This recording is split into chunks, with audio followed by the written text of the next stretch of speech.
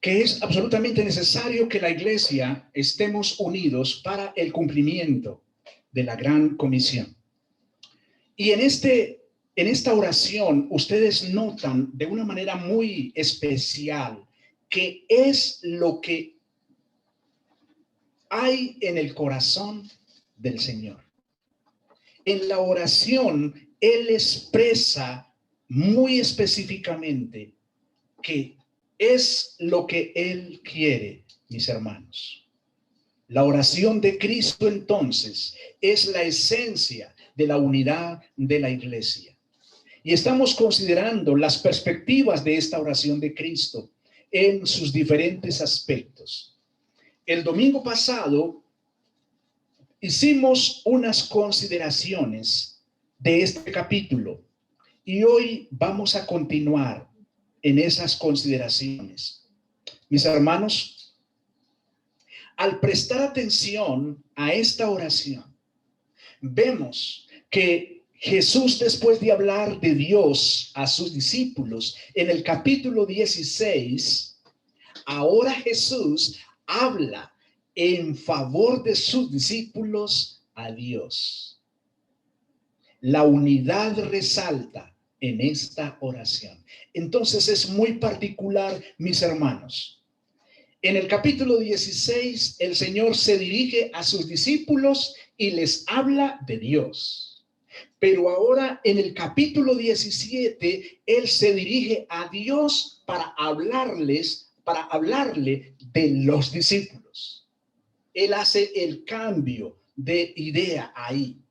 Y es necesario que lo tengamos en cuenta. Ahora, ¿qué le dice el Señor al Padre acerca de sus discípulos? ¿Cuál es el deseo que Él tiene en su corazón? Eso es precisamente lo que tenemos que considerar en este capítulo. Ahora, ¿quiénes están incluidos en esta oración? Esto es muy importante verlo.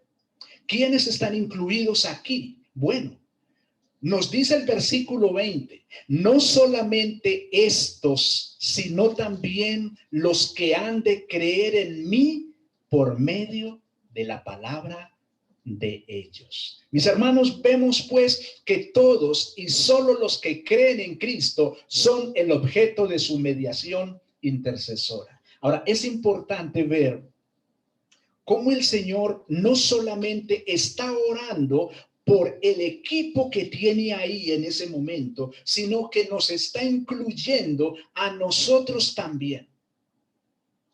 ¿Y cómo es que podemos estar seguros que nos está incluyendo a nosotros también?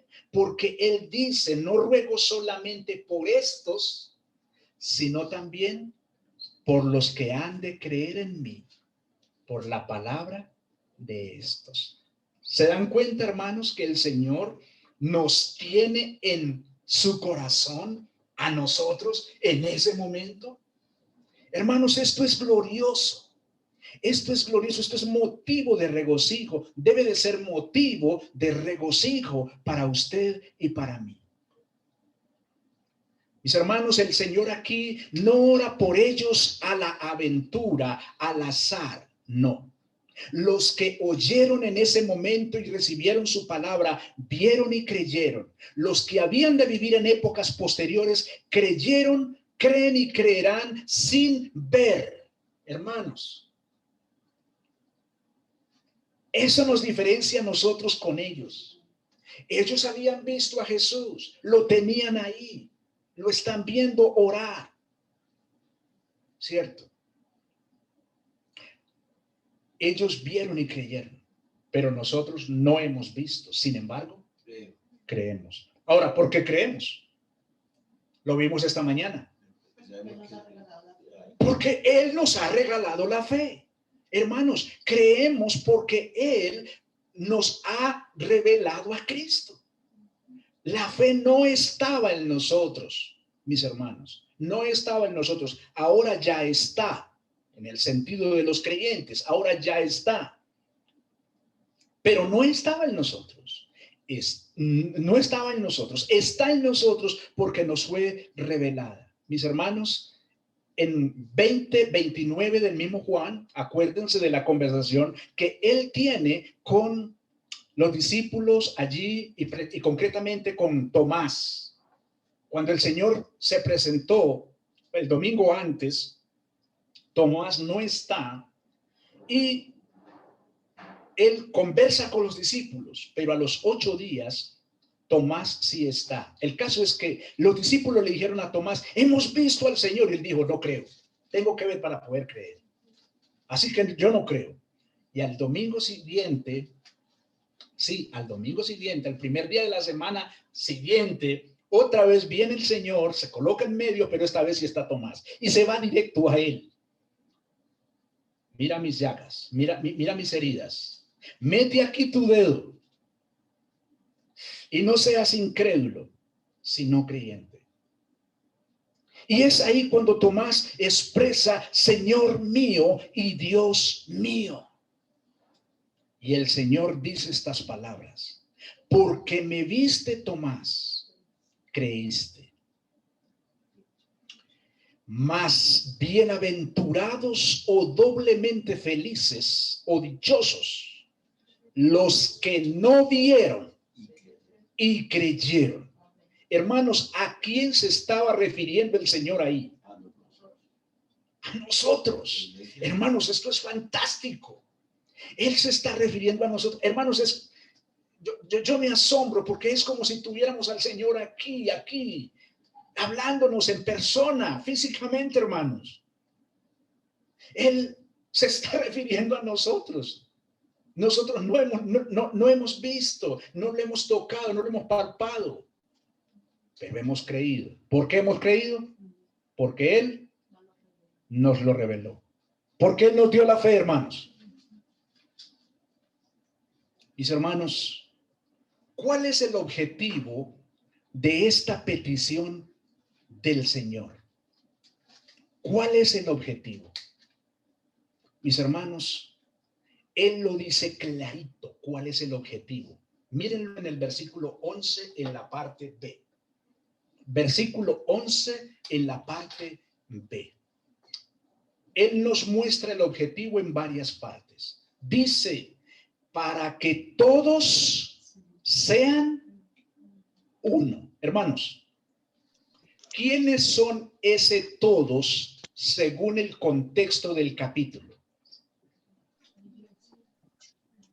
La iglesia, sí, pero ¿quiénes están ahí en ese momento? Sus discípulos, ¿cierto? ¿Y quiénes otros intervienen? Nosotros. De manera que el Señor quiere, observen esto, hermanos, el Señor desea que tanto los que estaban ahí con Él en ese momento como nosotros seamos uno. Entonces, ¿a quién se refiere Él? A la iglesia. Quiere que seamos uno. Mis hermanos, yo les animo para que prestemos mucha atención a esto que el Señor nos está indicando hoy. Mis hermanos, ya el Señor había dicho ahí en el versículo 11, pero añade, así como nosotros. Así como nosotros. ¿Quiénes? El Padre y el Hijo. Ellos son uno. Entonces Él quiere, hermanos, que la iglesia, que seamos uno, así como ellos son uno. Y vuelve a repetirlo en forma más resumida. En el versículo 22.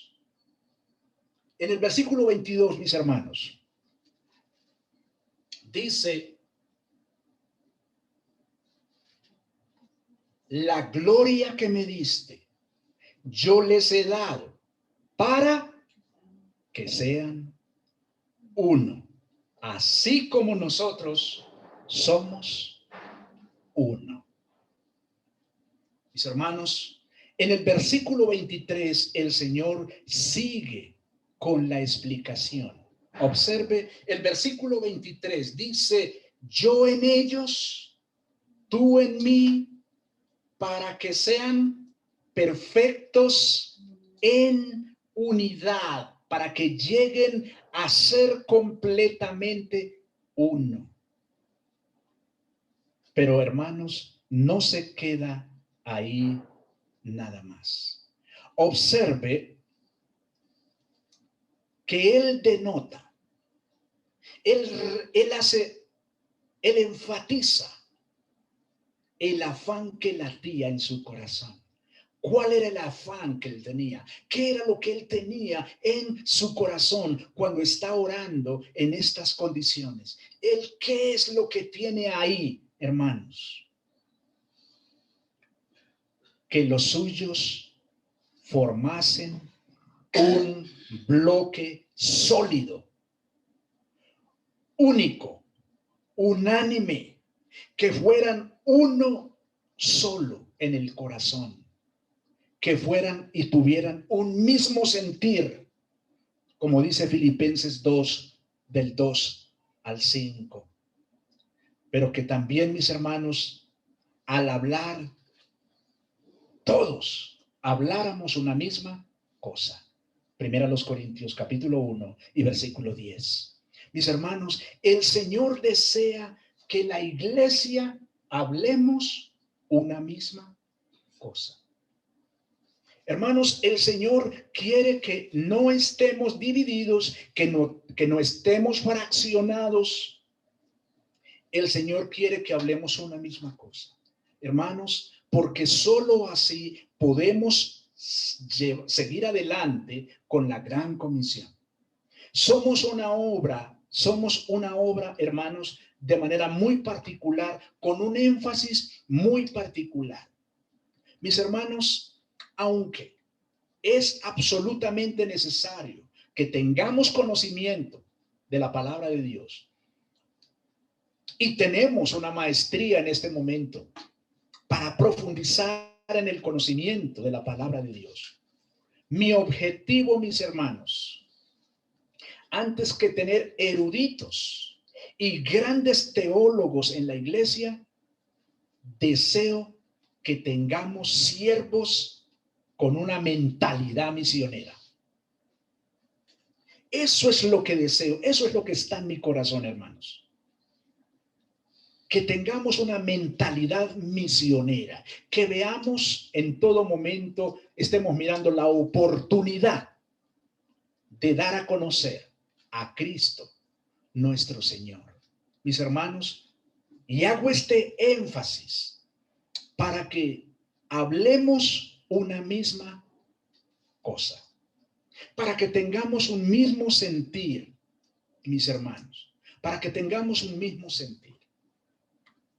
Tú que me escucharás o que escucharás este sermón en YouTube posteriormente y que de pronto estás buscando encontrar un lugar donde se hagan eruditos, grandes teólogos o teólogas, quiero decirte que no somos nosotros, aunque reconozco la necesidad de profundizar en la escritura y en el conocimiento teológico.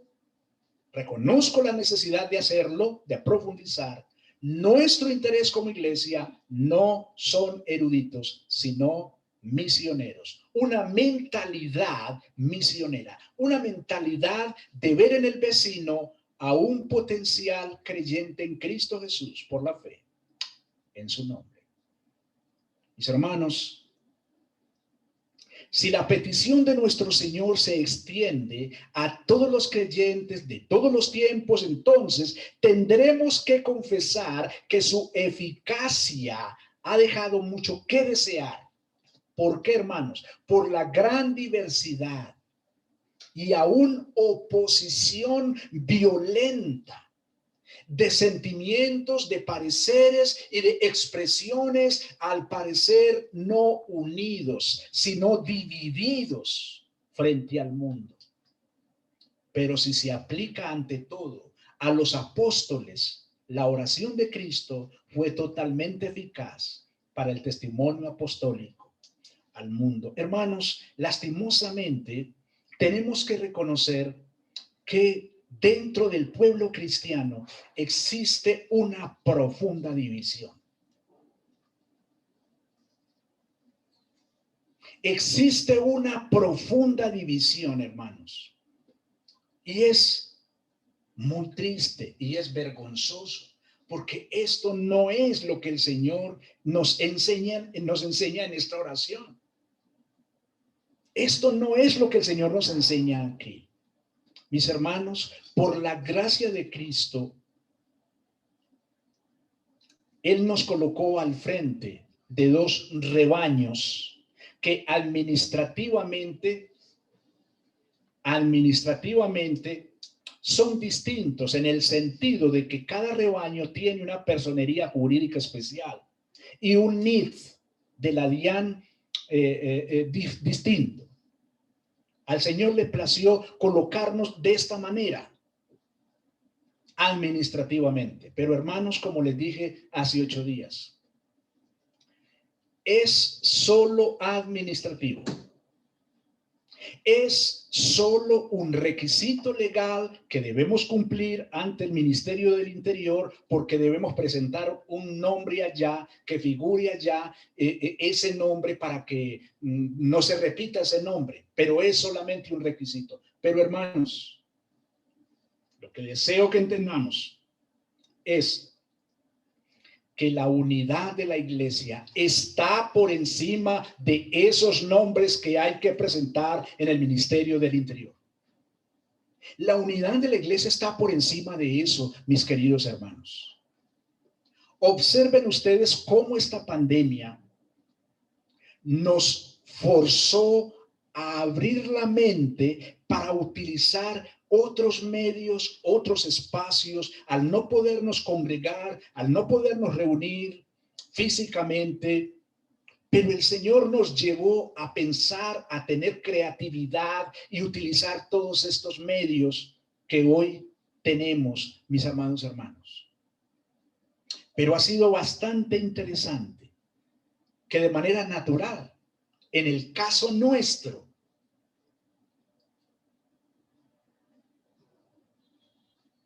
la iglesia se ha unificado de manera natural. Y estamos escuchando el culto aquí, todos, el mismo culto, lo estamos escuchando hoy. No fue algo impuesto. El Señor nos fue llevando. Mis hermanos, yo le doy gracias al Señor por esto.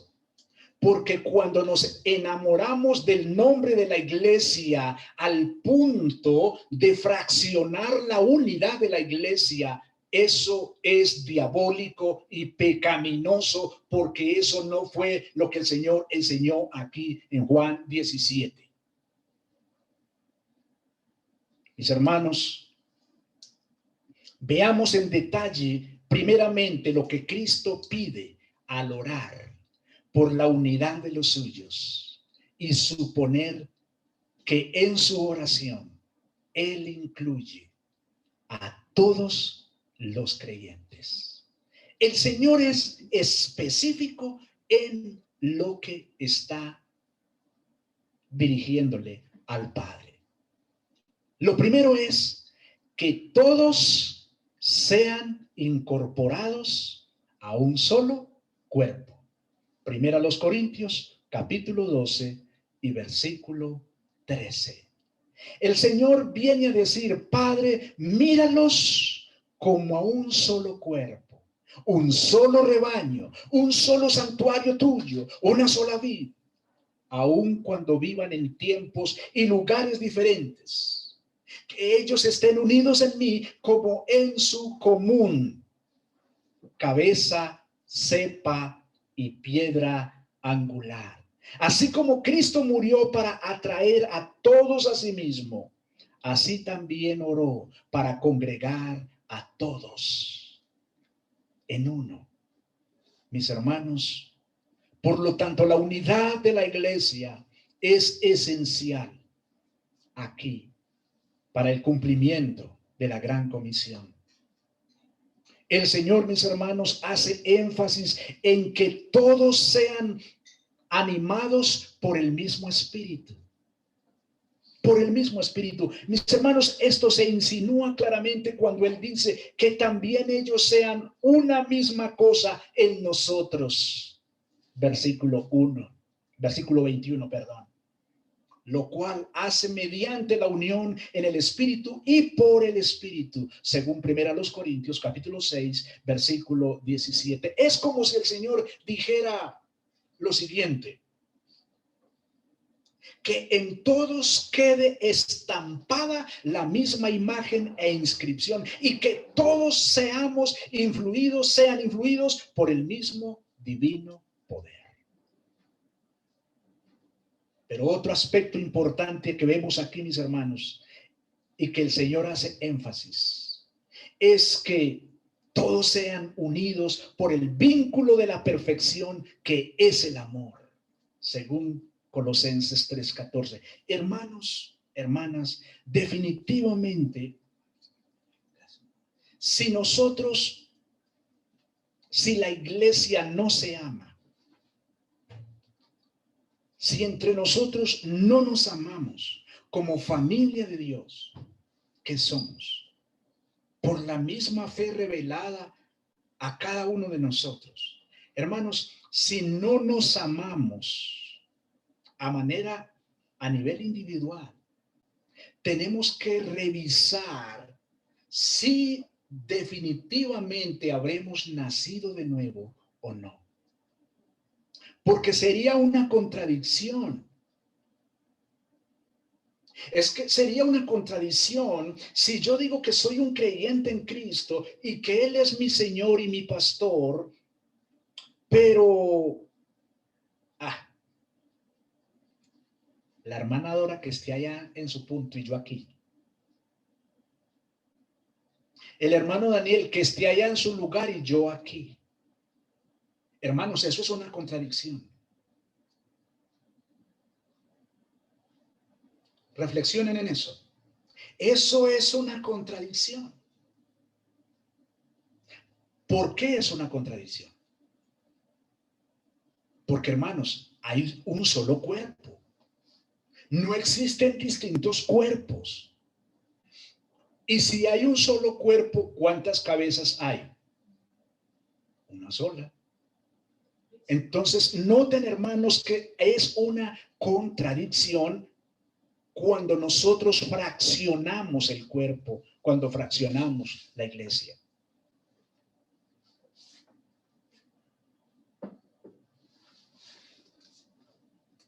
Que tengan todos la misma disposición e inclinación en todo lo fundamental de la doctrina y práctica. En sus objetivos y en sus afanes, en sus deseos y en sus plegarias, aunque pertenezcan a diferentes culturas y por lo tanto tengan distintas mentalidades, que oren de corazón por los mismos objetivos. Cristo ora en efecto por la llamada comunión de las cosas santas, en las que se expresa, mide y valora la comunión de los santos. Mis hermanos, esta oración en cuanto a la unidad de todos los creyentes no tendrá su completa respuesta mientras no estén todos los santos ya en la patria celestial. Solo entonces serán perfectos en unidad, como nos muestra el versículo 23. Pero eso no significa que la iglesia hoy no sea diligente en buscar la unidad eclesiástica. Sí, es verdad que la perfección de la unidad llegará al final. Eso es verdad, en la venida del Señor. Pero eso no puede desplazar de nosotros la intencionalidad de tener unidad eclesiástica hoy. Mis hermanos, la unidad del Padre con el Hijo, esto es sumamente importante y que se menciona una y otra vez en versículos 11, 21 y 23. Usted lo puede ver ahí con claridad, la unidad del Padre y del Hijo. Hermanos, ya hemos dicho que el Padre y el Hijo son uno en naturaleza, perfecciones, tareas y objetivos. El Padre ama al Hijo. Capítulo 5, versículo 20. El Hijo siempre hace lo que le agrada al Padre. Capítulo 8, versículo 29. No es de extrañar entonces que no se mencione al Espíritu junto con el Padre y el Hijo, ya que el Espíritu Santo es el amor personal del Padre y del Hijo. Es decir, el Espíritu Santo es el vínculo de la unidad dentro de la Trinidad. Entonces, no nos debe extrañar que no se mencione el Espíritu Santo allí. No, es que ya está implícito allí. Ya está implícito allí. Mis hermanos, como el modelo de la unidad de los cristianos, los creyentes somos uno en cierta medida, como las tres personas divinas son uno. Estamos unidos por los 7 vínculos de unidad mencionados en Efesios capítulo 4 y versículos del 4 al 6. En ese contexto se nos exhorta a no hacer la unidad, la cual es obra del Espíritu Santo, sino a guardar la unidad que ya tenemos. Nosotros no construimos la unidad, no, ya la tenemos. Ahora lo que tenemos que hacer es guardarla, fomentarla, ¿cierto? Hasta que lleguemos a la estación del término del cielo, cuando la unidad será perfecta en todos los aspectos, según Efesios 4, 3 y 13. Hermanos, somos convocados en Efesios a guardar esa unidad que ya tenemos. ¿Y qué sucederá como efecto de dicha unidad? ¿Qué es lo que dice el Señor, hermanos? El mundo creerá que tú me enviaste. Hermanos, ¿han escuchado esta frase que se escucha muy a menudo, donde algunas personas inconversas dicen, ve, pero fulanito y fulanita no, que son pues que cristianos? Ellos pertenecen a otra religión. ¿Y por qué no se hablan con fulano y perano? Entre ellos, ¿por qué no se hablan? Ve, pero fulano o fulana es creyente, pero no le habla a su mamá o a su papá o a su hermano o a su hermana hace tantos años. Notan lo que dice el mundo, hermanos. Porque el mundo no está viendo una coherencia. El mundo no está viendo una coherencia. ¿Y qué nos está diciendo el Señor en la oración? Si la iglesia está unida, el mundo creerá que tú me enviaste. Mis hermanos, esta unidad de nosotros, los creyentes, es consecuencia de compartir juntos la naturaleza divina, como dice 2 Pedro capítulo 1 y versículo 4. Por lo que se espera que los creyentes pensemos, deseemos, queramos y actuemos a la manera de Dios. Se espera, mis hermanos, el mundo espera de nosotros que hagamos una diferencia. El mundo espera de nosotros, mis hermanos, que seamos algo distinto, porque nosotros decimos tener nuestra fe puesta en el Señor Jesucristo. Mis hermanos, el centro de esta unidad, dice el Señor, que también ellos sean uno en nosotros, así como el Padre está en el Hijo y el Hijo está en el Padre, mediante la comunión del Espíritu Santo, en la verdad, en el amor, que sean sustanciales en Dios.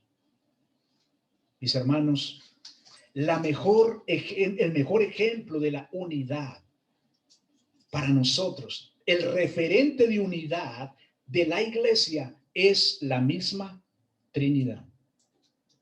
Mis hermanos, la Trinidad está perfectamente unida y es nuestro referente como iglesia. Mis hermanos, todo lo que la iglesia no tenga por centro de unidad a Dios como única meta y a Jesucristo como único camino, no es unidad, es oposición y por lo tanto rebelión y por lo tanto pecado contra Dios.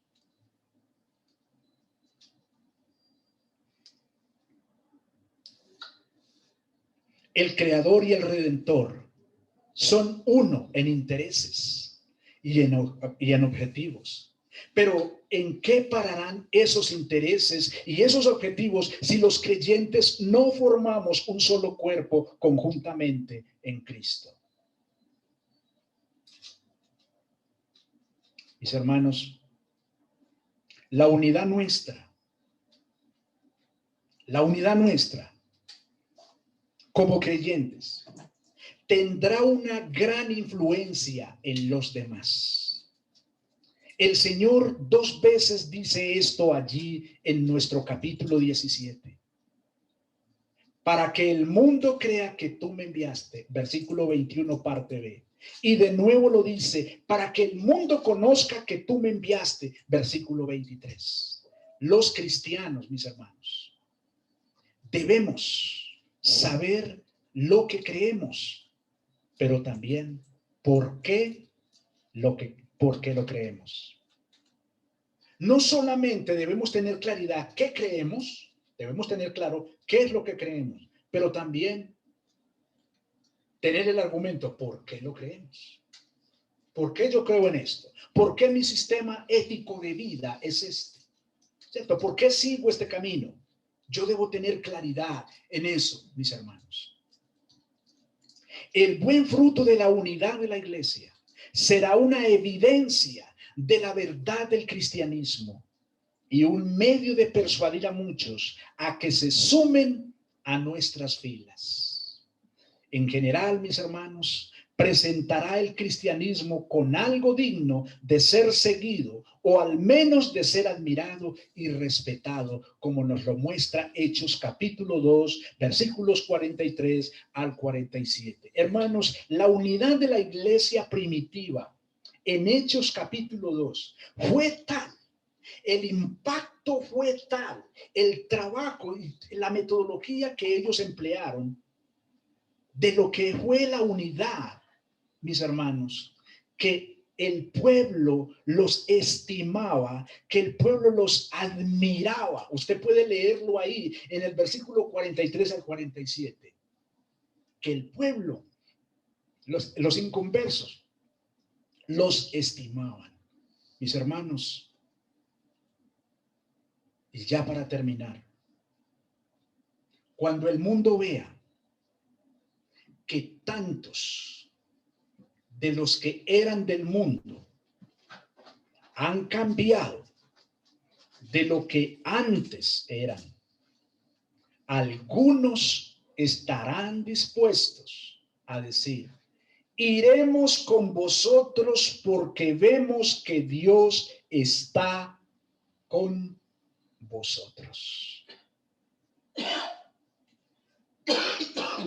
Hermanos y hermanas, espero que estas consideraciones que hemos hecho de este capítulo 17, no lo hemos hecho todo, hermanos. El énfasis que quería hacer son las menciones de unidad que el Señor hace específicamente en la oración.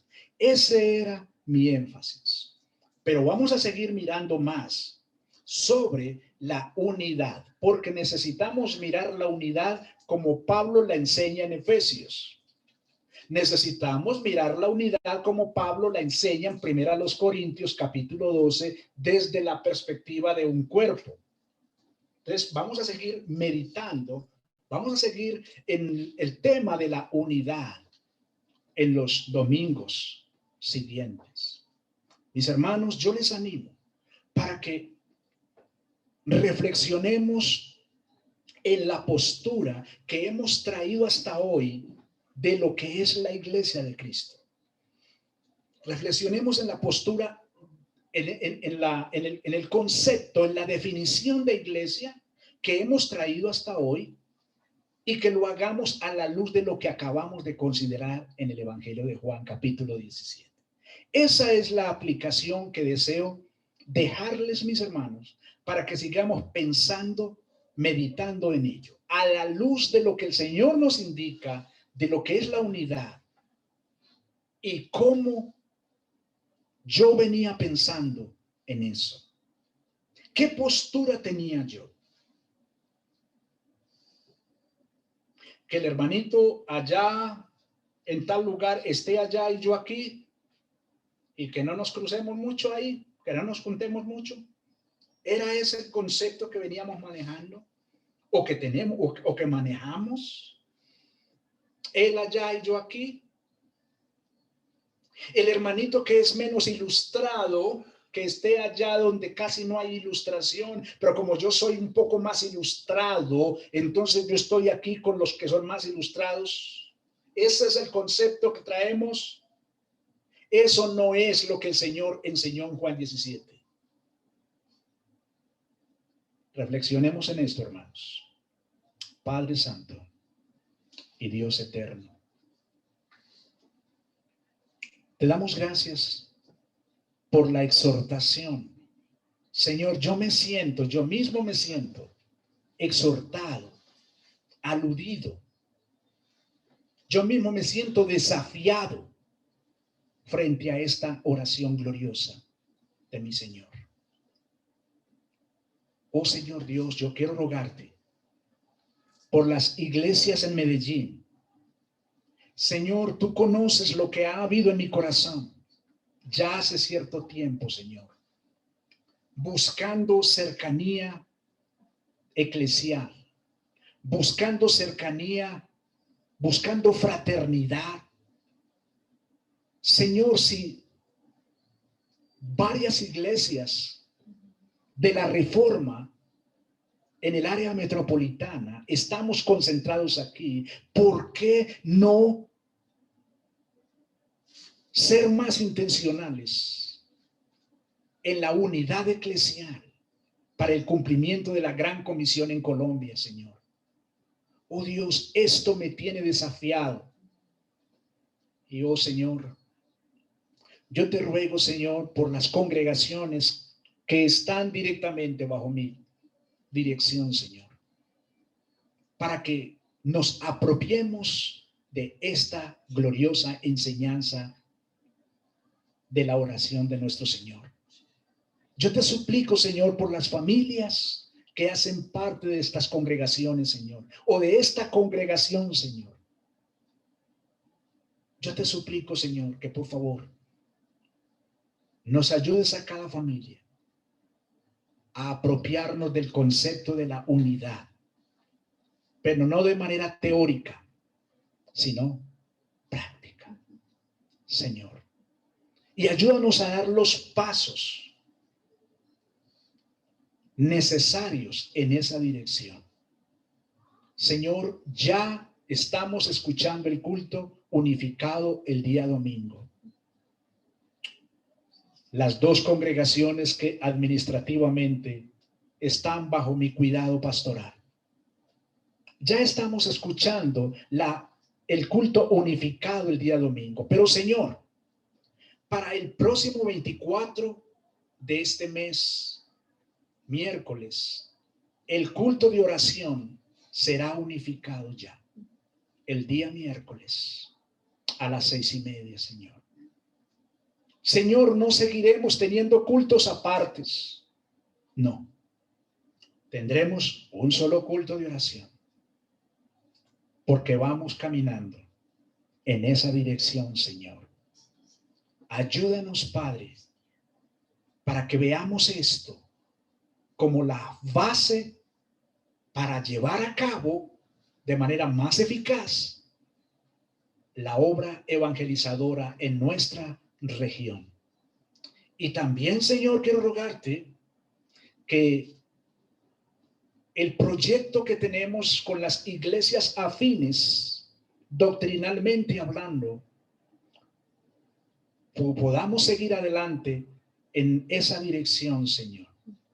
En esa dirección. Entendemos que has dado responsabilidades específicas a pastores específicamente, y por lo tanto tienen un énfasis en su trabajo porque has hecho un llamado específico.